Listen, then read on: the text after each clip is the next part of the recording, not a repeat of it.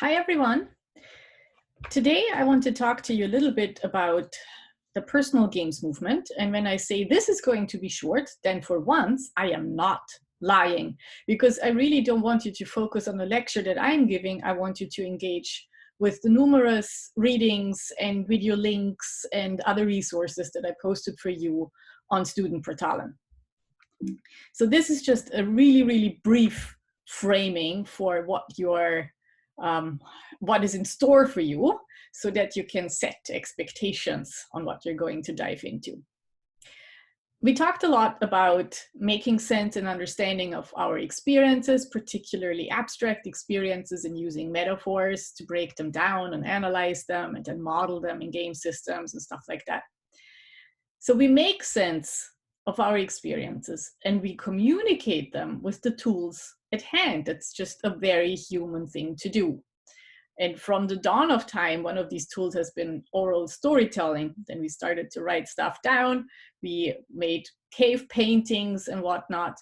And more frequently, these tools start to be games. They start to be very accessible to a broad range of people. You don't have to be a programmer to be able to make games. They're very accessible engines available. People make really tiny, small, but expressive bitsy games, or Game Maker has been around for a long time and alleviated the burden of technical knowledge from a much broader range of people who want to express themselves using games as their medium of choice. And allowing this more diverse influence of people who have diverse backgrounds to express themselves through games, also paved the way for games becoming more personal and more informed by what's on people's mind, beyond considerations of what's good gameplay or what's a traditional kind of game. So it really helped to broaden the scope of what games can be as an expressive, artistic, creative medium. So some really extraordinary experiences have been created when people start making games about the things that move them profoundly and on a personal level. And sometimes that's all there is. They're really small, quirky, indie, not commercially super viable experiences. And that's great, because not only do they stand on their own and have value in and of themselves, they can also, if you're concerned about that, inspire much bigger AAA productions sometimes, because they're at the forefront of what we can do expressively with this medium.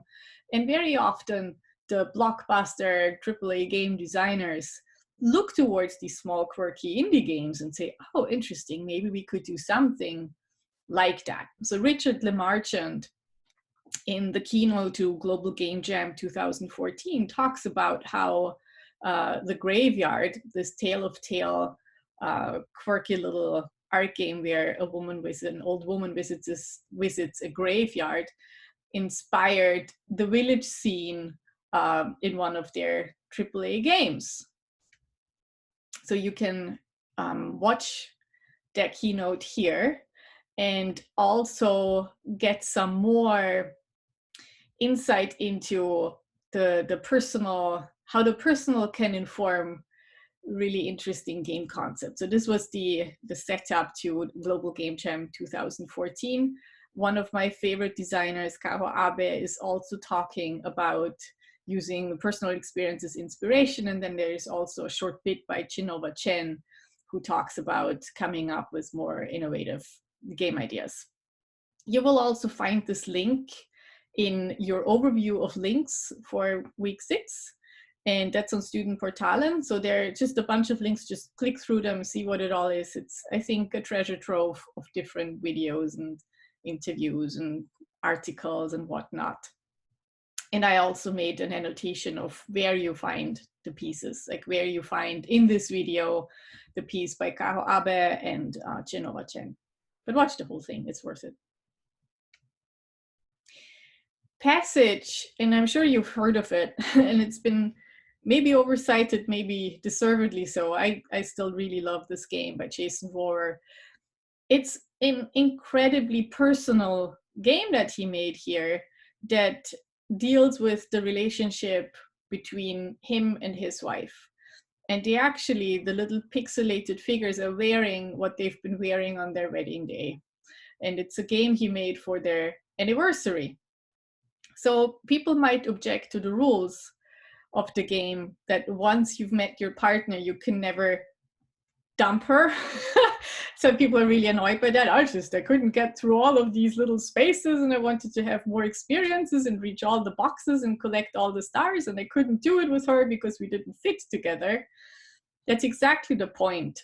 That's exactly what Jason wanted to express with this, that yes, some experiences might not be accessible anymore the moment you are in a relationship, but then the ones that you can get to together are worth even more. And that's just a personal perception of what relationship feels like to him, and that's why he modeled it that way, and completely uncompromising. This is not to gratify the player, this is to say how it is for me. And I think it's a really refreshing and yeah, deeply personal take on games and their relationship. And it's been so cited as one of the first art games and one of the first deep games out there, that I just felt it worth mentioning, because it's also so absolutely committed to this authentic, personally felt experience. So is another game that might be a little bit less well known because it's non-digital, but it's from Brenda Romero's Mechanics is the Message series, where she made a series of 6 board games that deal with really difficult themes. The most well-known is Train, where you cram these little yellow wooden pawns into the train cars and you send them across the board, and then you realize in the end that you're sending them to concentration camps. So that's been very discussed and very provocative, and people have all sorts of experiences with this game. But I cannot really pronounce it properly. The Irish game, as it is also known for by Brenda, is a little bit more nuanced and complicated than that. And it is also more personal, because Brenda is Irish. She only allows Irish people to assemble this game when she exhibits it somewhere. And it is about the Cromwellian invasion 400 years ago, where the English invaded a small group of Irish and really pushed them from their land.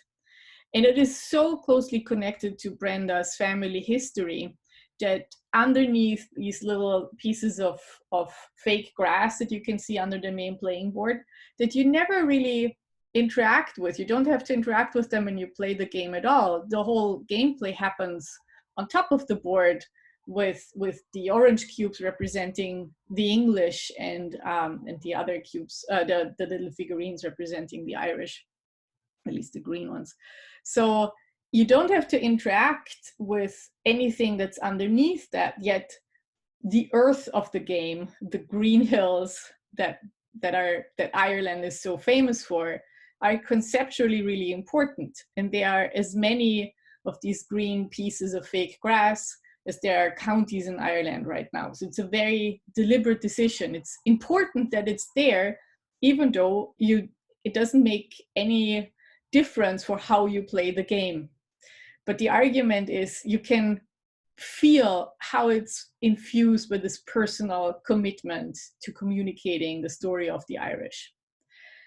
Even underneath that fake grass that you don't usually touch are little burlap sacks that hold personal items from Brenda's family. So there is her mother's rosary sewn into one of these little burlap sacks, or the spoons, silver spoons from her family. And you can feel for them. You don't see them. You can, if you want to, you can reach in there and touch it and feel for them. It's like the history buried underneath the grass of Ireland. And the rules of the game are written partly in red ink and partly in Irish blood.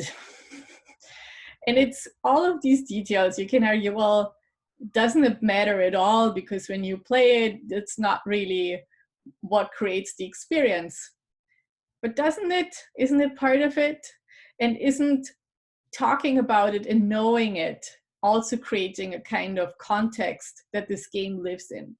So consider more than just the gameplay. Consider how it is derived from your experience, what really matters to you, and how you can infuse it in every single aspect in detail with things that are personally resonant for you.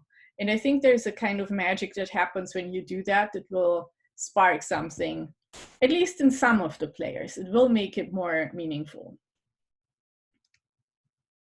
Yeah, I mean, all of my projects are also personal to some extent, but zombie yoga was particularly strongly inspired by an experience, a very physical, embodied experience that I had when I was in a Tai Chi class, actually, not a yoga class, even though it's called zombie yoga, and you do yoga poses to fight zombies. But I was in a Tai Chi class, and I did an exercise called push hands, where you have to defend your space. You have to push the hands of your partner, and you have to defend your space and prevent the partner in this exercise of crossing over into your space. And I was paired with this elderly, really small, fragile looking woman, and she was just coming on to me like crazy. And I couldn't defend my space, and I almost cried because I realized how much I felt emotionally boundary crossed by somebody in my life. And then I wondered, well, could I make a game that fosters this kind of mind-body connection, where the point is to claim your space, where the point is to use your body to positively impact your mind. And out of that came the idea for zombie yoga, where you do these really strong yoga poses, like a tree pose to ground yourself and call back a light ball, your inner light, to yourself, or a warrior pose to send it forward, variations of goddess pose to send it left and right, and another warrior pose to send it upwards, to fight these dark zombies that represent inner fears and recover your inner child in the story of this game. And it was a lot of fun to make and really powerful to see how playtesters reacted to that, because the physical movement paired with the imagery and the story in the game really got to people on this very embodied, experiential, physical level. And it was really a cool experience to see how that worked. And it all came from this profound aha moment. I have to make this game because this is working for me. This is really deeply fueled by something that's very personal. So don't be shy to go digging for what makes you tick, what touches you profoundly, to mine it for game ideas and to convey that for others, and to try to create possibility spaces for other people to explore, be inspired by, be empowered by. Enough from me. I would really like you to go to Student Portalen, check out the class documents, week 6, there's a bunch of stuff there. You can also find the personal games list. So there, I found a lot of really short, independent little games for you that I would very much like you to play, as many of them as you can. There are also some questions underneath the list of these games that you can use to reflect upon the experience, and that I would like you to answer and then bring to class with you so we can have a discussion about the games. And then you also find a document that has links, personal games week 6, as its awkward title. And there you find lots of further links to readings and videos and TED Talks and whatnot. It's not, I mean, set aside a good chunk of time, but none of these videos are supposed to be, they're not super long. So if you have, like, give it 5 hours for all the games and the videos and the readings, or maybe 6, you should be fine. Yeah, and I very much look forward to discuss what you took away from this when we next meet, and what you think about the personal games movement and what inspired you and how you could possibly apply this to your own practice as a game designer. The last thing, there is an assignment due October 8th. So I would very much like you, or require you, to write a 1-pager for a personal game. see the handout description for how to do this on Student Portal. Note that this is an individual assignment. So you're going to write a one-pager for yourself this time. This is your only opportunity in this class, unfortunately, to really get individual feedback on your individual game idea informed by your individual experience. And then we will have to move to the team model again. So when you actually start to prototype, you would bring all of these personal one-pagers to the team and then settle on either one of them or come up with something that's a variation of one of them or a mixture or whatnot that you can all sort of get behind or are willing to pick one and then support that one person in making their game. Yeah, it is what it is because we have all of these time constraints. But yes, this is individual. Read the assignment description. Let me know if you have any questions. And I am really looking forward to this next sprint with you.